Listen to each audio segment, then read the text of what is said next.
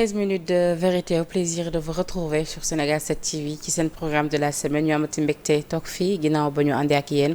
week-end bi yëpp ak suñu ay programme tout en espérant que ni jot nañ leen servir le meilleur de l'information te également ñu amoon mbégte toog fii ànd ci ak keneen ki suñu invité di l'honorable député Sanu Dione di député à l'Assemblée nationale bokk ci coalition bi di Yewwi Askan Wi membre également de Taxawu Sénégal tey moom la ñu fas yéene sekkal waxtaan bu yaatu ci li nga xamante ni moo di ponk yi gën a fës ci actualité bi dina ci bokk également li nga xamante ni moom la ñëpp di xaarandi muy déclaration de politique générale bu le premier ministre Ousmane Sonko très attendu à l'Assemblée nationale également sortie récente bu le président de la République foofee ca Paris ak ban gis-gis la ci am ak diisoo gisee bi nga xamante ni jot na ko am ak le président Emmanuel Macron ak également l'ancien président de la République di Abdou Diouf dinañ ci ko laaj am ci li nga xamante ni moo di gis-gisam li wàllu également ci actualité bi dina ci bokk ci la ñu nar a waxtaane wàññi teeb jëgub dund gi mburu bi nga xamante ni déjà posé na problème ak meññ yi gis nga li nga xamante ni noonu lañ ci taxawee dinañ ko ci laaj am ci xalaatam yeneen ponk yi nga xamante ni soxal na leen notamment li nga xamante ni moom moo di ëllëgu taxawu Sénégal mais laata ñu sori ci waxtaan bi ñu dalal ko jàmm honorable un plaisir comme toujours di la nuyu di la dalal jàmm di la déwénite également ci julli bi ñu jógee. jërëjëf Penda toujours di un plaisir ci invitation bi. di la gërëm di la sant. parce que actualité ne te ni ma koy waxee toujours ñu leen gën a soxla que yéen. parce que un homme politique n'est plus besoin de par ses visions su amul canaux yu ma ko waxee rek du jëriñ dara. dëgg la donc moo tax toujours invitation yi ñu ciy sawar. donc de le remercier ci confiance bi ñu jox opportunité bi di remercier aussi le personnel. surtout la jeunesse en tout cas de l'entreprise.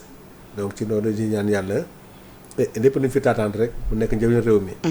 nous sommes sans tabou vraiment nekk sa disposition di déglu. voilà alors fi ñu koy dooree nag moo di foofee ca Paris bi nga xamante ni miin nga ko lool muy sa dëkkuwaay nga nekk fa yaati at jóge fa également récemment njiital réew bi teewoon fa ci am ndaje bi nga xamante ni ñu ngi fa doon waxtaanee lépp lu jëm ci wàllu vaccin ci Afrique yi bu mun a yomb également askan bi mun ci jariñoo ci boobu leen ndaje également ci la gisee par la suite avec son homologue le président français di Emmanuel Macron. ñu sekk ñoom ñaan waxtaan bu yaatu à la suite waxtaan boobu gis nañu président Emmanuel Macron def ci ab tweet di daal rafetlu na gisee bi nga xamante ni gisee na ko ak le président sénégalais et que am na yaakaar ni buñ ca jógee dinañ gën a renforcer li nga xamante ni moo di lien yi yàgg am ci diggante France ak réew Sénégal par la suite également moom le président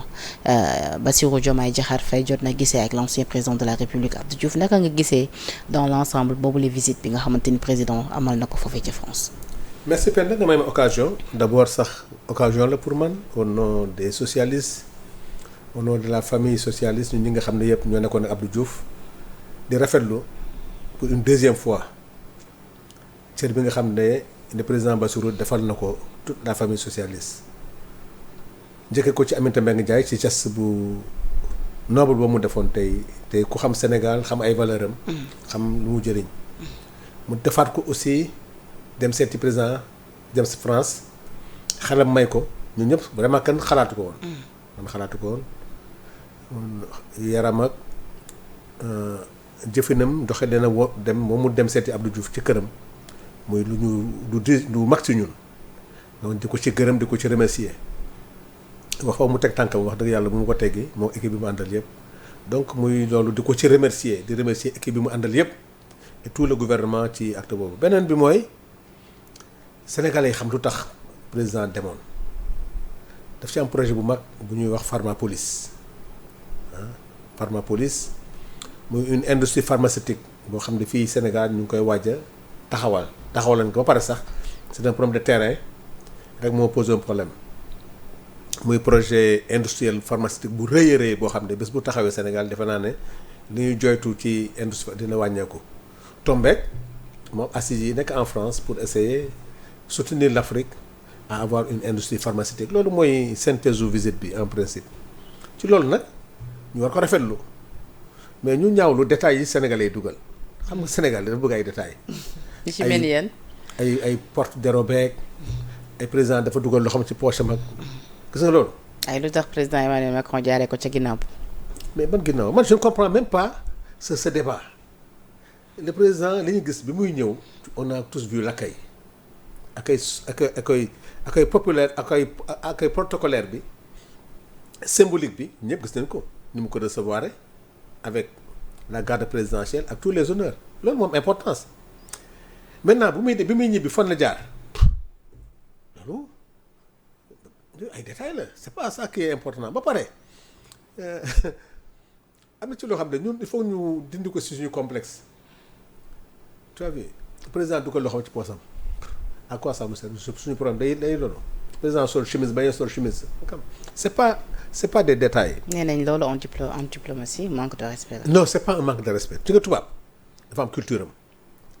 tubaab mën na ñëw fii léegi fii ku fi ñëw sol chemise ak cravate rek alors que ñoom du dara si ñoom. tu vas en France tu vas dans les trains tu vas dans les métros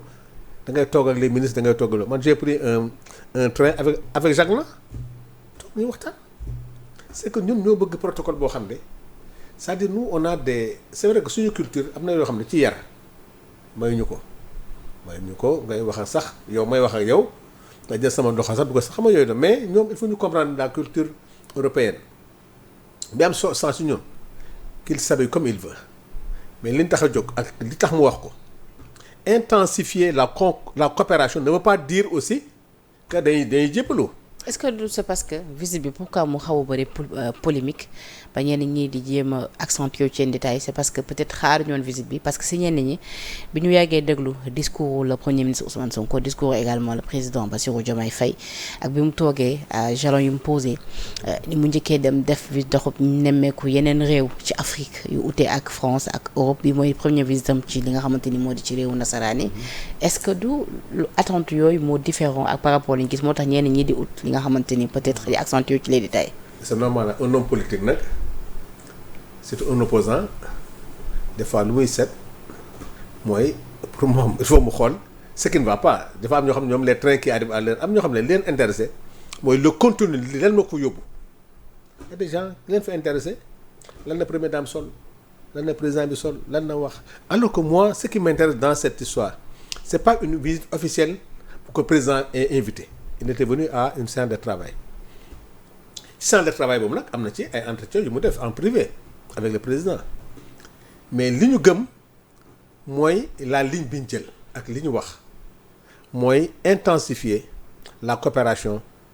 franco-sénégalaise mais dans l'intensification les gens pensent que ne mooy li fi nekkoon nañu ko ne déedéet mooy li ma dégg président Sonko wax mais bi mu koy wax aussi il l'a dit en marge du gouvernement booy bi muy recevoir Mélenchon wax ko ne ko am na présence militaire boo xam ne en France au Sénégal fu mu deñ ñoom li ñu mës a wax ba léegi ñu ngi xaar mooy dans le cadre des relations entre l'Europe entre l'Occident et le Sénégal il faut que ce soit des coopérations gagnant-gagnant foofu la leen di xaar et ces accords-là ne sont pas encore signés dans le budget qu'on va avoir en face et dans le débat d'orientation budgétaire bi am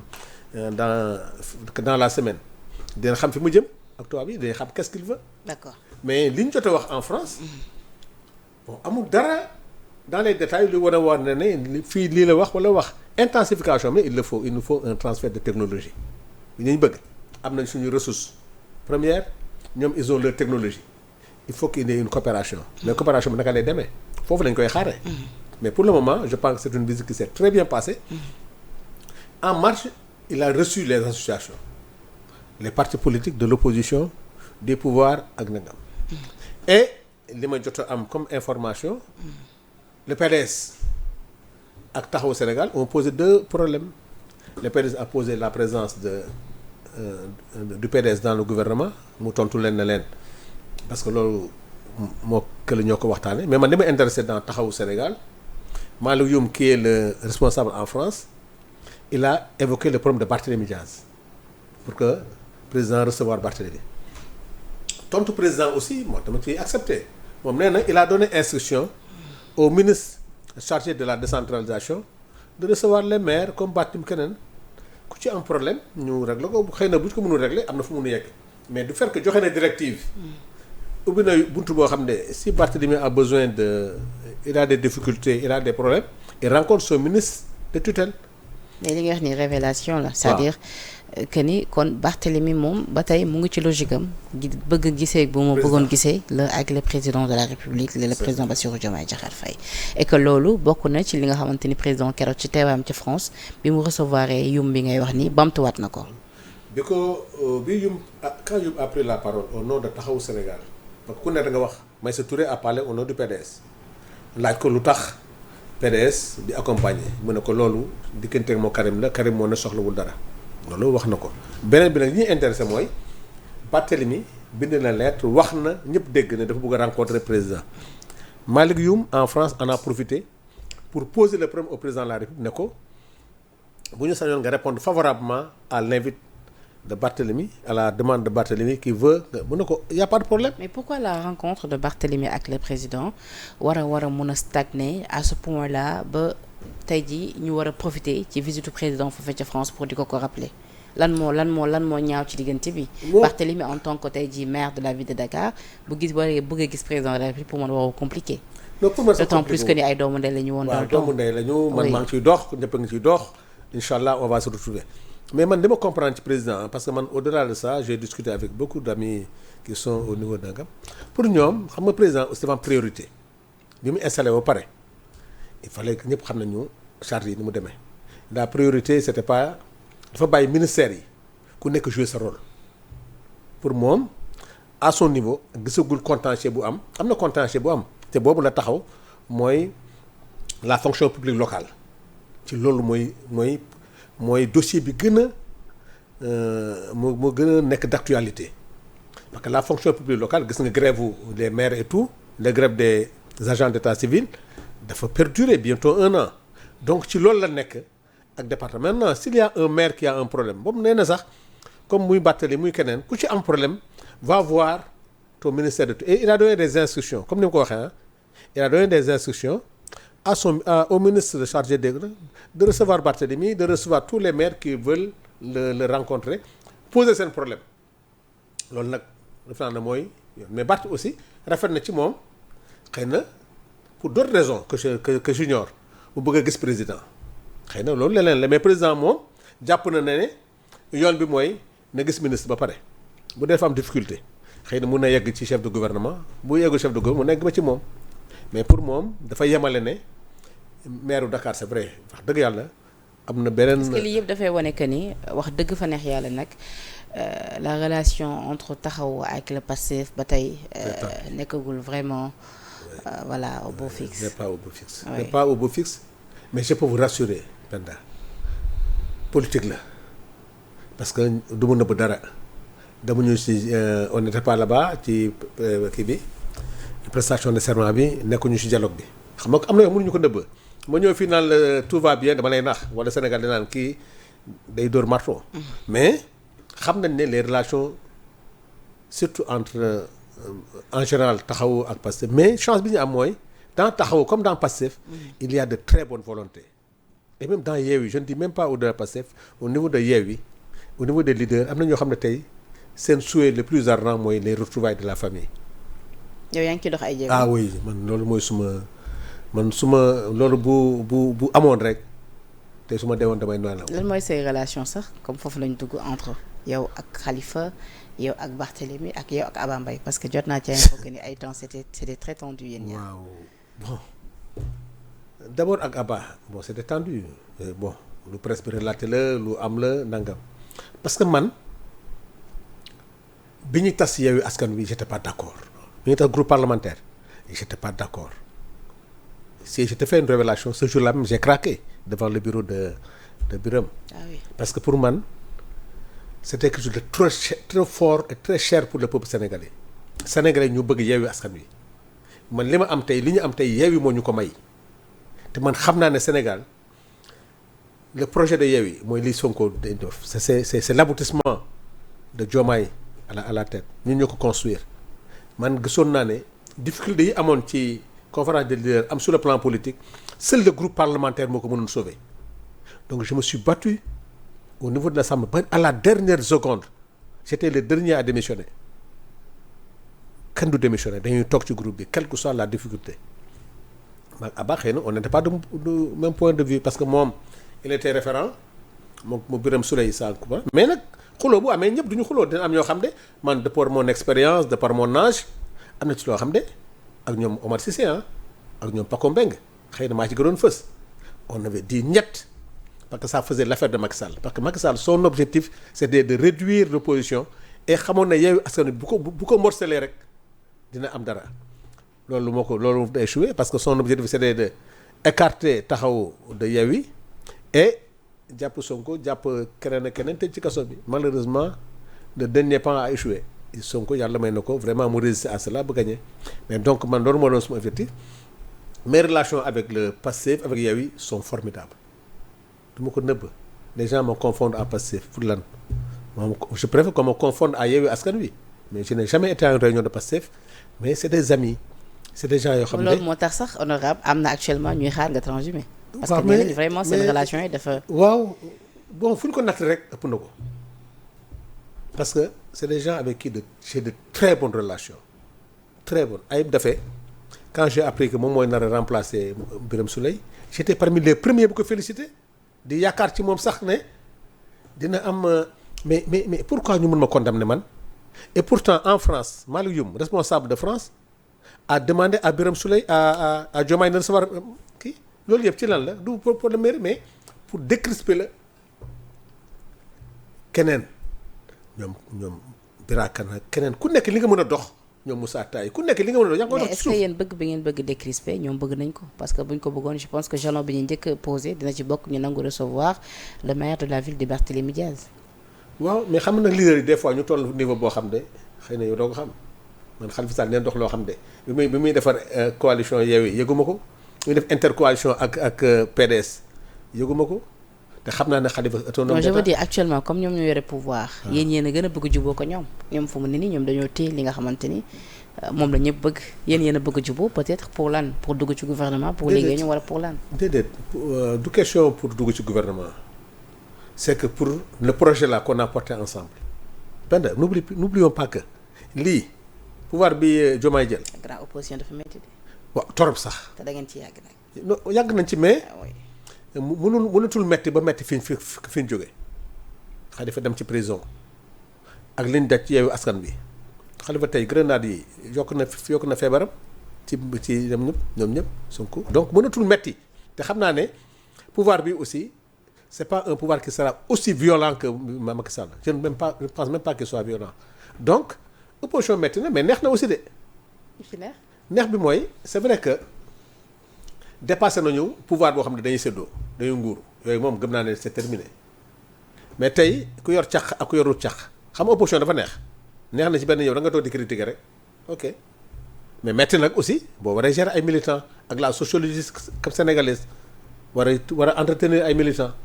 foofu xëy na ñoom aussi militants il faut ñu comprendre que ne tollootoon ci réew moo xam ne xaalis bi dañ koy séddoole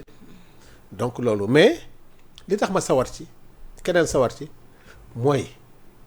dañoo gis ce que le bloc Yewwi Askan Wi Khalifa Sall à côté de Sonko à côté de Habib Sy Aïda Mbodj Maïmouna Bousso Déthié Fall li ñu liggéey Sénégal bañ toll fii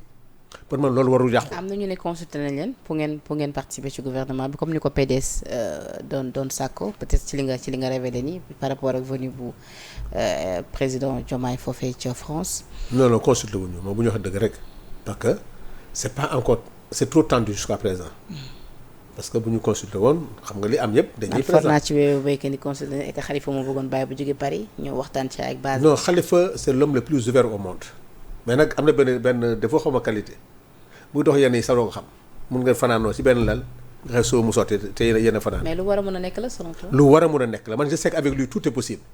Khalifa n'a pas le même tempérament que Barthélémy. mais boobaa moom seen avenir politique moom dina doy waar de. non day baax. bu ngeen seeyee ci biir gouvernement bi. non mais nekk ci gouvernement ne veut pas dire que ne et puis jubóo ne veut pas dire ne être dans le gouvernement. boobaa mun ngeen ànd liggéey terewul bu ay échéance amee ngeen génn. génnaat et puis mun nañu non man jubóo bi mu am solo man gouvernement sax man beneen affaire la xam nga lu mu bëgg da Yewwi Askan Wi Khalifa Sonko Diomaye Déthié Fall ñëpp nekkat di liggéeyaat porter ce projet là parce que lii moo mën a sauver Sénégal moi je sais que c'est le projet bi Sonko di doxal nii nga xam ne ñun ñoo ko togg ñun Yewwi Askan Wi ñoo ko defar loolu xam naa moo mën a sauver le Sénégal te loolu bëgguma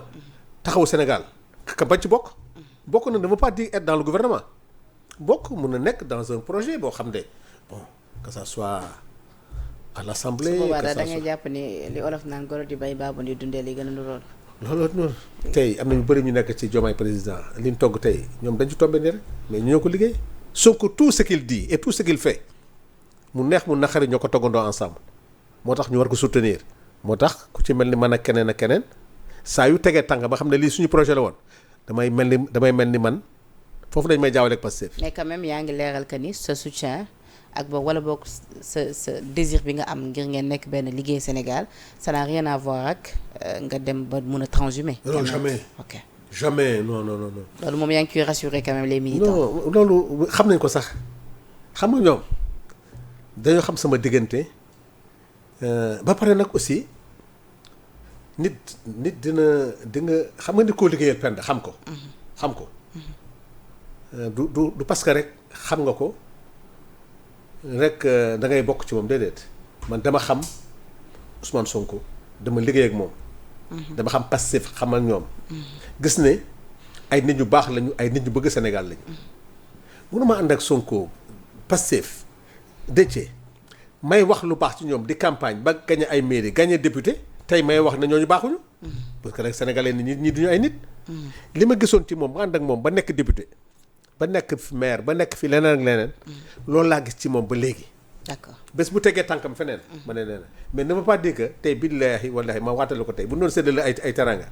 ma jël ko jox ko keneen ku dul man Sanu Dione. d'accord sama coow bi ngay wax assemblée nationale bi mu koy négocier su ma neexoon nekk membre de bureau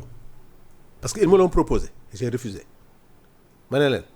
Yewwi Askan Wi juboo moo ma gënal man ma jël poste. billahi wallahi wa taala Paco Mbengue Omar Sy waa taxaw sama ni ko seede ak Baara Gaye bi ne njëkk ma ne ko bu dee man poste bu may jël la te Yewwi di tas je préfère na ma jël ko je préfère nga ñu juboo ma bañ a am dara te ci loolu laay dox te ma am ci yaakaar xëy na assemblée bu ubbee ñaanal ma xëy na Ayib dafa mi président groupe parlementaire ma lancé un appel fii semi mu fexe ba faire retrouver le groupe parlementaire. yàlla baax na alors beneen ponk ci actualité bi mu ñeel li attente bi sénégalais yi amoon ci li nga xamante ni moo di l'actuel régime ñu wàññi li nga xamante ni moom moo di dund gi bu baax a baax ndax métti na donc état bi tam bi ñu ñëwee toog donte ni au départ ñu bëri ñi ngi doon impatienté wu finalement jot nañu annoncé li nga xamante ni moo di réduction mais dafa mel ni nag yëf yi dafa xaw a tax suuf puisque association des meuniers industriels du Sénégal ñi nga xamante ni ñoom ñooy defar farine bi nga xamante ni moom la boulanger yi war a defaree li nga xamante ni moo di mburu bi ñoom dañ ci opposé wu parce que nee nañu ñoom prix farine boulangère bi waroon jox 19 200 ñu yóbbu ko ci 15 200 francs CFA ànduñu ci parce que dañoo jàpp ni liñ ca war a subventionné loolee dafa des te ñoom dañoo amoon déjà seen stock quoi dans ce cas là fii ak fan ñu jëm ñoom dinañ arrêté di produire li nga xamante ni moom moo di farine bi te xam nga lu ni mel bu fekkee ni accès acté moom mooy askan bi fi ñu jëm dinañ duñu lekk gum mburu donc dans ce cas là ñu ngi sàkku ci njiit yi ñu gis ak ñoom waxtaan ñu xool naka la ñuy résoudre cette affaire naka nga jàngatee coowal waa ngi tam njëgub dund yi du début ba fi ñu ci nekk nii ba ñenn ngi jàpp ni ku mel ni le président Bougane Gueye Dany à travers communiqué bi yi gëm sa bopp def jàpp ni war nañ jiital li nga xamante ni moo di concertation yi laata ñuy jëm ci li nga xamante ni moo di ndogal yi. xam nga suuf si nga wax xëy na sa collègue yi di ma attaqué yéenay def suuf si c'est la presse sénégalaise ñoo ci def suuf. ñu ngi ci defee suuf. mais Penda. oui. si le gouvernement actuel prend des mesures sociales pour soulager le peuple sénégalais yéen ko war a gën a appuyer jàppale leen. ñu ngi ci. non jàppale xam nga lu wax jàppu leen ci. oui mais tamit on informe juste c'est vrai. non. oui. xam nga mënuñu gis tamit lii dëgg ñu ne noonu lii du dëgg. déedéet xam nga lii dëgg. mooy leen rek lañ mën a wax ils ne vendent pas à perte xëy na on diminue leur marge bénéficiaire loolu moo fi nekk amul kenn ku jaay pour perte nañu wax dëgg jaayuñu pour perte parce que ces meuniers là qui parlent en vérité nañ def attention avec un état li ñu bëgg man yàgg nañ ko dox avec les boulangers man mii ñu ko doon dox ci laa bokk pour que yenn taxes yi ñu dindi ko yu mel noonu mais tey ku mel ne Bougane xëy na am na média xëy na mu ngi xeex ak Sonko mu ngi xeex ak Diomaye mu ngi def nangam tax mu ne ñu ngi wàññi prix sur les denrées de première nécessité nga taxaw fële di wax naan di relater di wax ñi bañ sinon yéen ngeen war a def sensibilisation pour wax leen ne li ngeen def le peuple sénégalais dañoo sonn c'est des mesures d'urgence parce que ce gouvernement n'a pas encore le levier bi nga xam ne tey ci fan yi à partir de buy Sonko di ñëw ak la loi d'orientation ma xam ne léegi seen budget la seen xaalis la fii la ñu bëgg def xaalis bi bu keroogee ñu xam léegi quelle est leur volonté mais actuellement c'est des mesures d'urgence d'ici décembre à moins que mu am loi rectificative des finances mais tant que amul loi ils sont en train de ponctionner sur les recettes de l'État donc ñooñu tey bu ñu def un effort sur un budget bi nga xam ne budget Macky Sall la woon ñuy def ay ponctions pour xool naka nañu soulager le peuple sénégalais parce que le peuple mais Penda a besoin d'être soulagé sanu abet naka lañ ko def nañu fexe ba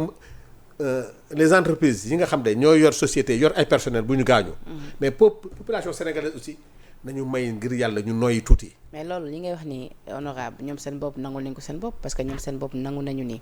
état mu ngi def ay progrès et que ñoom duñu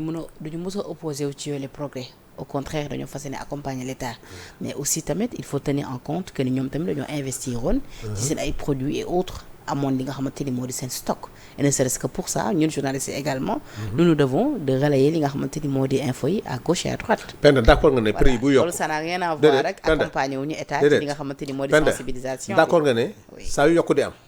day fekk ñu am stock boobu bu yokk amee dañ ciy profité est-ce que dañuy wax ne nañu xaar ba stock bi jeex ñu doon yokk prix bi buy yokku tey suba seen stock ba mu jëlee woon à 100 francs moom nañuy yokkaat encore. Deuxièmement nous on est conscient de l'étude bi ñu def que du ñu perte que seen marge bénéficiaire dina wàññeeku mais comme état bi aussi mais 53 milliards de recettes la ñuy perte mais pour soulager le peuple maintenant nañ ko accepter dégg naa tey ñu wax ne way nañu bàyyi ñu jaxal seen stock c'est impossible. Bougane journalistes yi nañu appuyer sensibiliser xam nga yéen lu seen mission parce que xam nga population bi le commerçant là qui est à marché Ngelaw wala qui est à Médina kenn du ko dégg xam nga kenn du ko dégg bu waxee kenn du ko dégg xam nga ku ñuy dégg Penda Ba bu waxee ci rajo bi wax télévision bi mooy relais yooyu xam nga lu ñu bëgg ngeen def bu ngeen di wax ngeen xamal ne ñooñu meunier yi xamal ne non doit faire un sacrifice tous les Sénégalais doivent faire un sacrifice. L'État aussi parce que le peuple sénégalais mais bu leen relayer. L'État aussi. non l'État fait de non dégg nga le budget là bi ñu am. mais ñoom nee nañ ñu yokk tuuti. yokkutul seen loxo. dépend. xoolaat li nga xamante ni moo di taxi. dépend mu jar 160 kay njaali ko 150 yow booy jënd benn baguette xam nga doo ko yëg mais kiy jënd ay 100 200 baguettes par jour 25 francs yooyu ñuy wàññi lu rëy la ci moom que ñoom ñoo nekkul ci dëgg c'est comme l'histoire du transport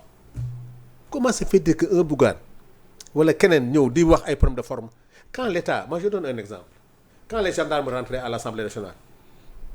xam nga foofu gendarme war fa dugg xam nga dafa ñu dugg fa. ils ont constaté que ñun dañoo def lu du yoon ñu dugg quand à la gare routière mu am lu fa jaar nekk loo xam ne du yoon mais su bu ñu fa dugalee les forces de l'ordre dugal fa ay carte c'est que l'État a agi c'était un problème ponctuel qu'il fallait régler. ne ñoom ñaawluwuñu démarche c'est-à-dire ñoom ñaawluwuñu solution bi démarche bi ñu adopté la ñaawlu c'est-à-dire que au préalable tout le temps pourquoi régime bi du privilégier ay concertation. def nañu concertation le ministre est venu les voir mais dañoo bañ. yow xam nga leen li nga transporteur yeeg politiciens yeeg yenn yëpp ci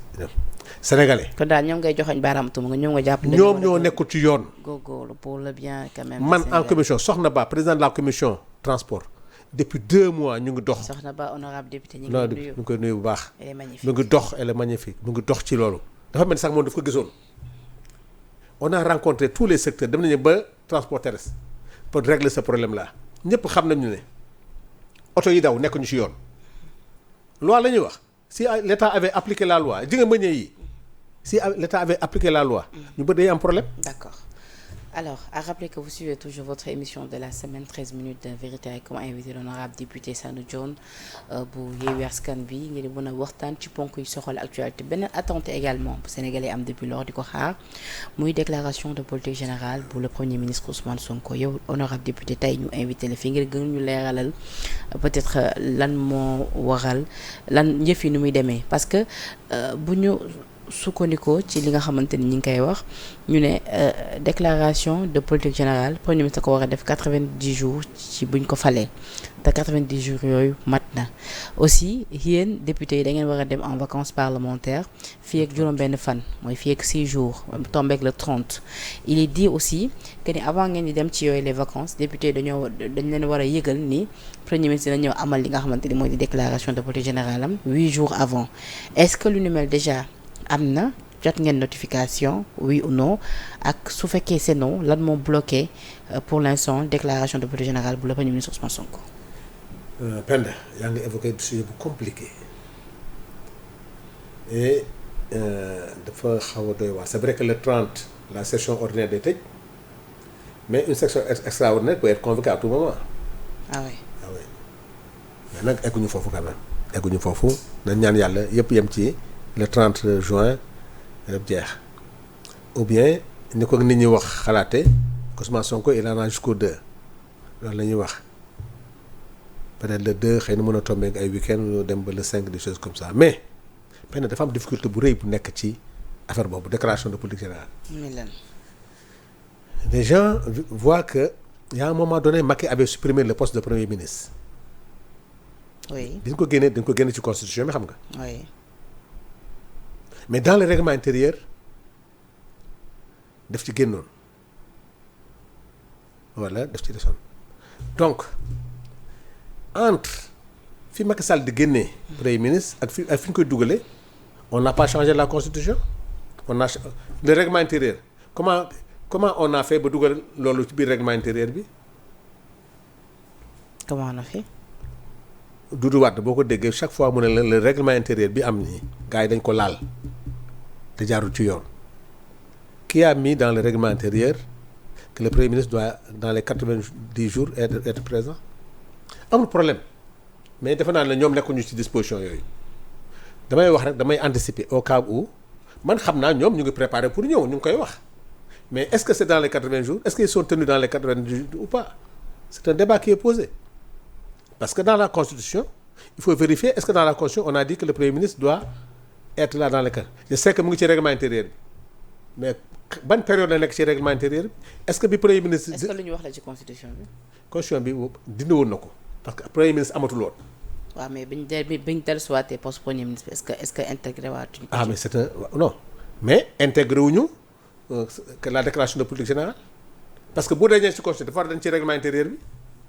tu as vu le flou qu'il y a eu en ces périodes là mais comme que nekkuñu disposition boobu je pense que le premier ministre sera là inch'Allah il sera là mais nag. ban li nga bëgg wax foofu mooy.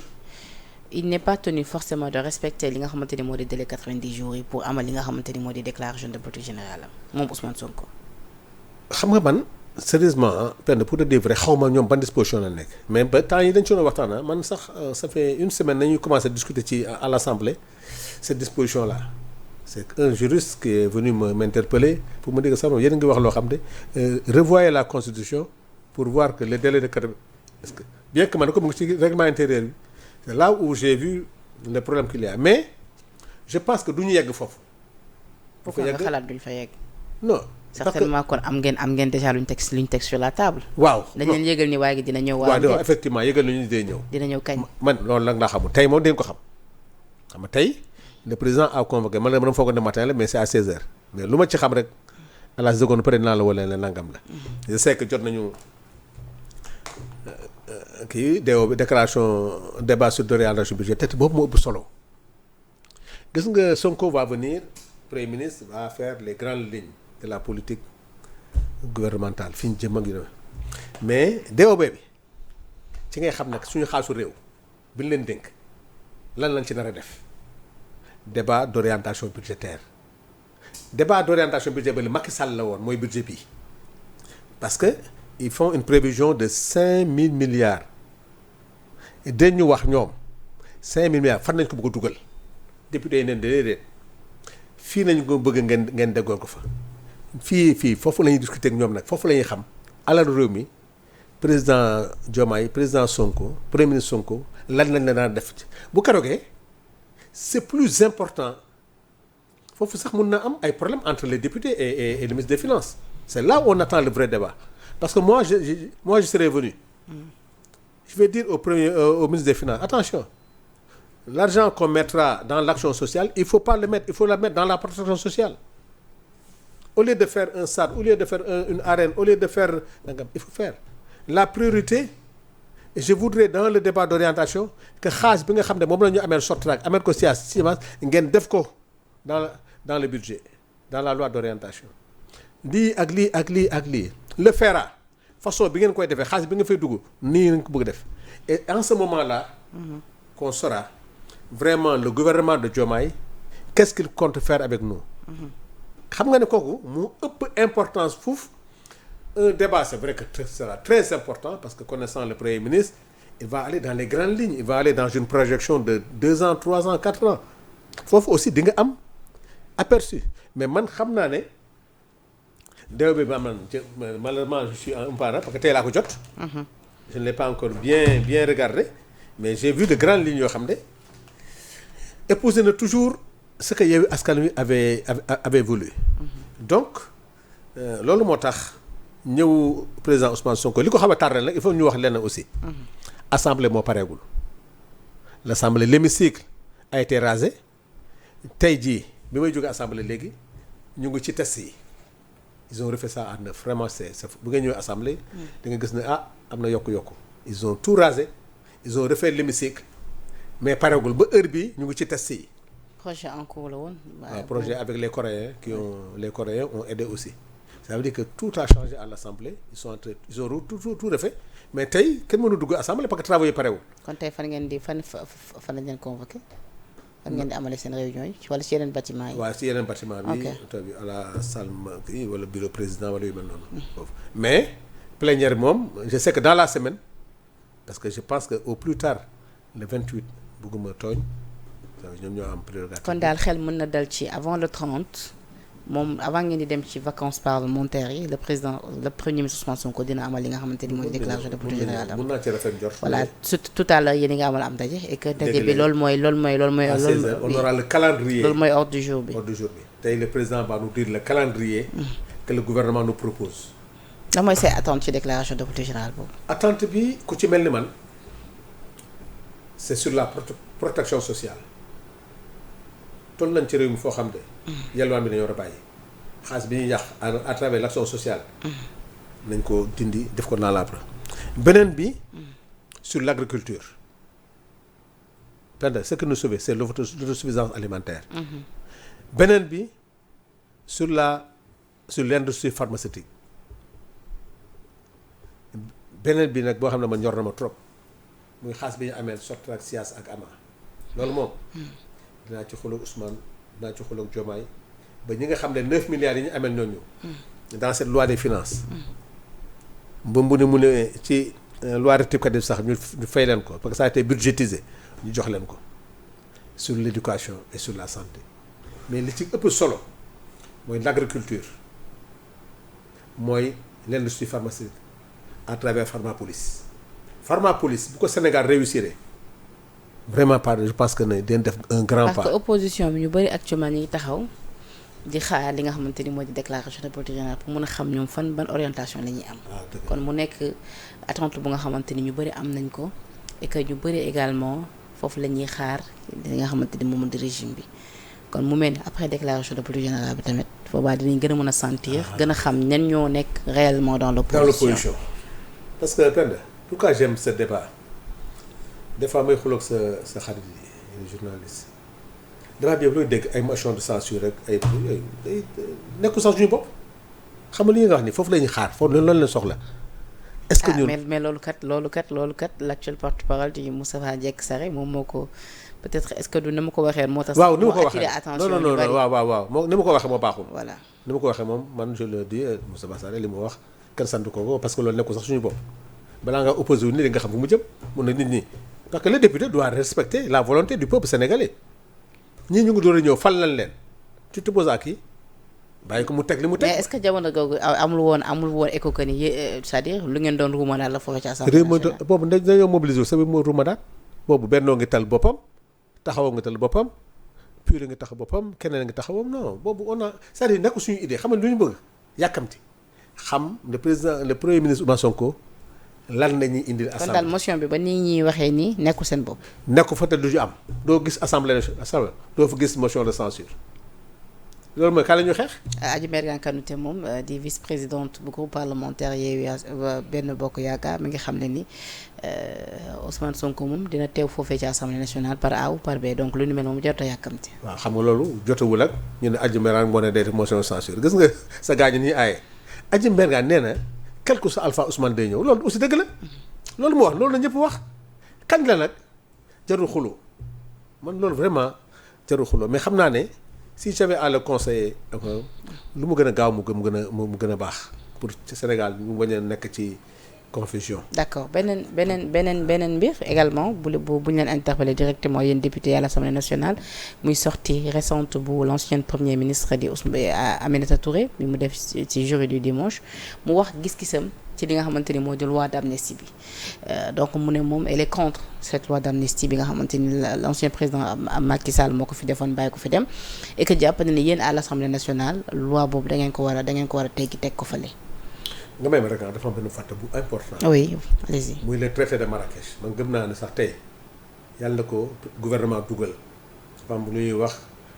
ratification du traité de Marrakech. expliquez depuis 2013 la. c'est pour les non-voyants. yooyu boobu bokk na ci dossiers yi nga xam ne ñu ngi ko ci xaar. d'accord madame Aminata Touré li mu wax ñu ko wax ñu bëri na mais xam nga. madame Aminata Touré comme beaucoup parmi da ngeen war a abroger boobu les lois. non du abroger à 100% xam nga ñoom lu ñu bëgg. mooy ñu leeral li fi nekkoon xam nga mun nga def loi d'amnistie nga baal nit ñi parce que nit ñi bu ñuy wax loi d'amnistie bii dañ ko approché waxuñu ñi gën ci prison bi wala libération Sonko wala yooyu non il n'est même pas question de ça c'est une injustice qui est réparée mais Penda tu as besoin de savoir ñii dee ku leen rey. oui Penda tu as besoin de savoir le numéro 9 là yoroon mitraille yi yor kii kooku kan la. armes yooyu ñuy wax kan la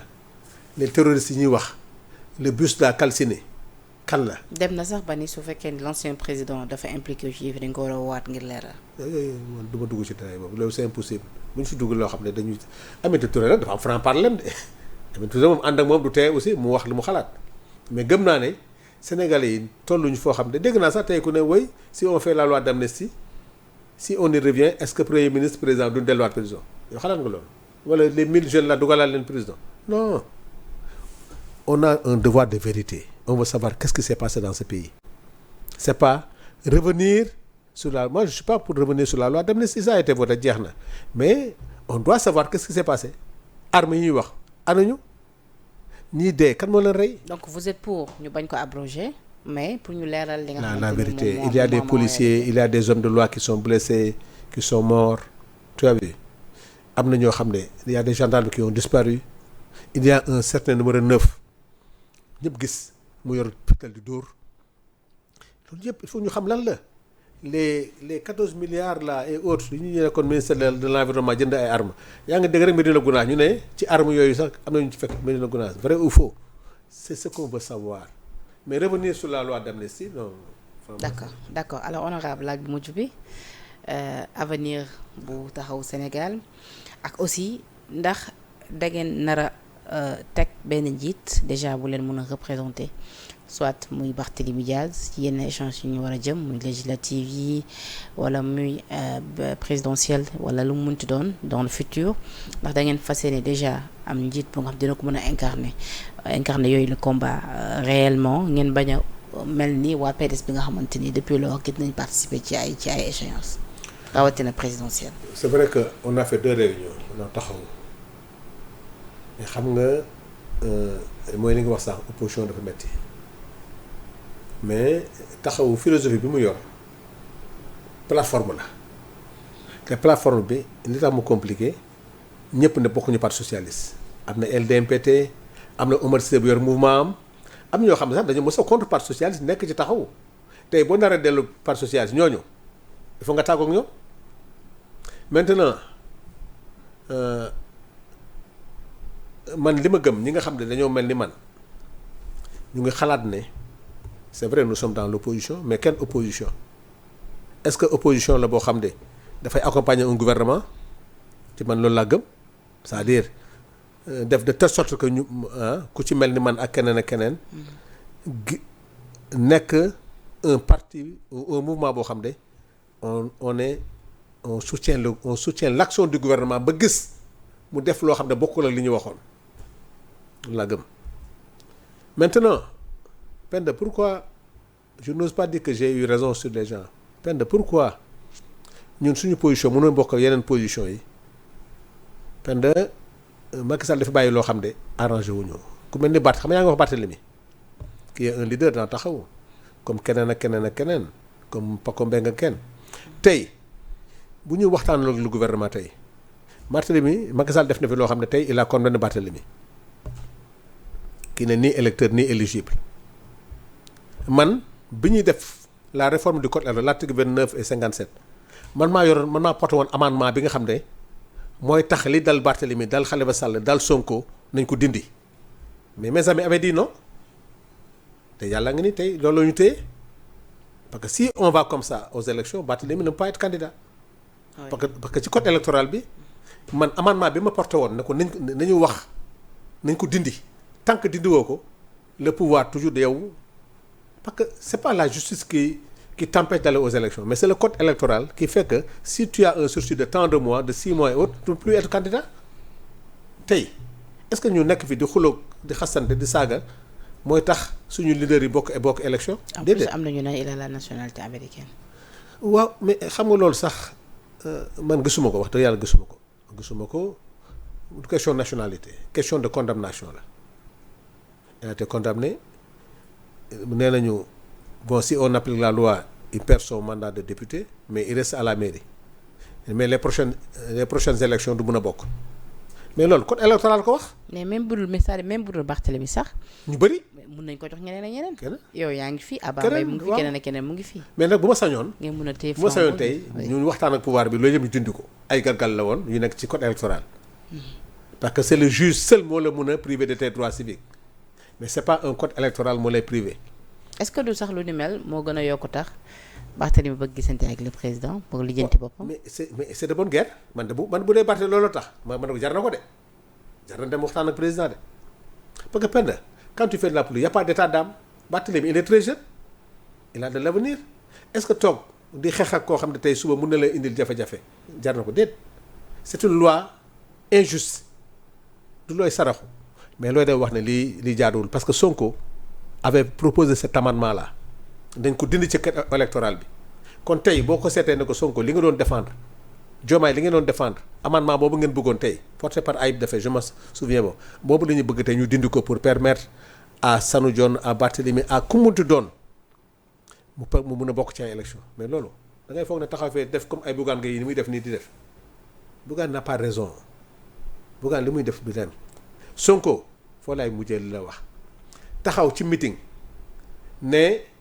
xaw ma lan les patrons de presse xaw ma lan nangam ku deful lii da nga sàcc mais Penda comment pouvez-vous taxaw ñëpp di naan politicien sàcc kan la fenkat la xam nga loolu ñëpp a koy dégg boo ne politique ñu ne fenkat la sàcc la on l'accepte xëy na du ñëpp mais pourtant loolu da nga wax tous les jours pourquoi maintenant si on dit que un patron de presse bu deful ndànk sa sàcc la mais man si je suis pas concerné c'est pas mon problème où est le mal ki nga mën a traiter loolu donc les propos de Sonko ne s'adressent pas à tous les patrons de presse même s'ils s'adressent à eux. kon daal da nga jàpp ni Bougane n'avait pas à répliquer. bu ci bokkul lu ci yoonam bu ci bokkul te Bougane wala journaliste yi mën a taxaw ne politiciens ay sàcc kan lañu mais pen da nga koy dégg politiciens ay fenkat lañu loolu moom da ngay dem sax am sa jaaro ñu ne kii jaaro politique la jaaro pour mooy jaaro buy furi xam nga léegi nee nga ma ndax doo transhumé parce que loolu suñu ñun la ñoo mel noonu. alors honorable waxtu bi jeex na. waaw loolu moo tax vraiment il faut encourager. mais tàggatoo bi tamit bëgg naa nga boole waale ko ak sensibilisation parce que on nous apprend que ni coronavirus bi ñëwaat na ci réew mi. gis nga également ministère de la santé mu ngi déployer ay moyens ngir aar ñi nga xamante ni ñoom ñoo di Sénégal yi rawatina également ak pèlerins yi donc ñu ngi sax aaratu par rapport ak ganaleeg yu ni mel parce que dañuy bañ ak ganaleeg yooyu cas yi gën a répondre on nous apprend que ni daal jàpp nañu ni ci pèlerins yi daal dina tax cas yi gën a bëri mais pourtant depuis juin dafa mel ni tamit que depuis juin corona bi mu ngi fi parce que man mii grippe naa fi grippe bu nga xamante ni honorable non mais lu métti. non grippe baa ngi fi corona baa ngi fi mais dadi ni mu fi nekk woon bëriwul woon noonu mais bii vague bu ko indaale la te xam nga corona façon grippe la yoo xam ne bokkul grippe asiatique bi ñu jëli nii mooy bu bon bi moom na pèlerin yi indi mais bi fi nekkoon mooy bi ànd ak suñu yaram mun nañ ko mais bi nga xam ne nag mooy bu bon bi mooy bi nga xam ne moom nañu constaté moom na pèlerin yi indi moo tax li may demandé ci sensibilisation te gouvernement moo def mooy lépp luy xew lépp luy ganale nañ ko bàyyi bañ a def ganale di rus nit aussi nañ jëlaat masque yi pèlerins yi ñu xaw leen isolé pour quelques jours loolu aussi parce que di def sutura ba gaañ sa bopp c'est une chose très sérieuse. oui. En Europe aussi commencé woon na fa ñëw mais heureusement dafa tombé ak été bi moo tax sax ñu jël ay mesures man bi ñëw y a des vaccins qu'on nous a demandé de faire mais Sénégal bu ñu ko jël ne affaire diine la ba mu lor ñu. c'est important. Donc gouvernement bi na jël sensibiliser ñu arrêté nganale yi population bi jëlaat masque yi il faut les mesures barrières. alors honorable di remercier bu baax a baax ci wisi bi très sincèrement am naa ci mbégte bu mag a mag a mag di remercier également la régie tuuti ci liggéey bu am solo bi la rédaction de Sénégal 7 yi nga xamante ni saa su ne safoo suñu ay programme c'était votre émission de la semaine 13 minutes de vérité avec comme invité l'honorable député Sanu Dione di député Yewwi Askan Wi taxawu Sénégal également tey ñu dalal ko ngir waxtaan ak moom ci ponk yi gën a fës ci actualité bi ça a été un plaisir comme toujours honorable di la remercier ci wisi bi di leen remercier ne aussi di leen jox dig la ëllëg incha allah ci yeneen i plateau jërë ngeen jëf. jërëjëf di kontaan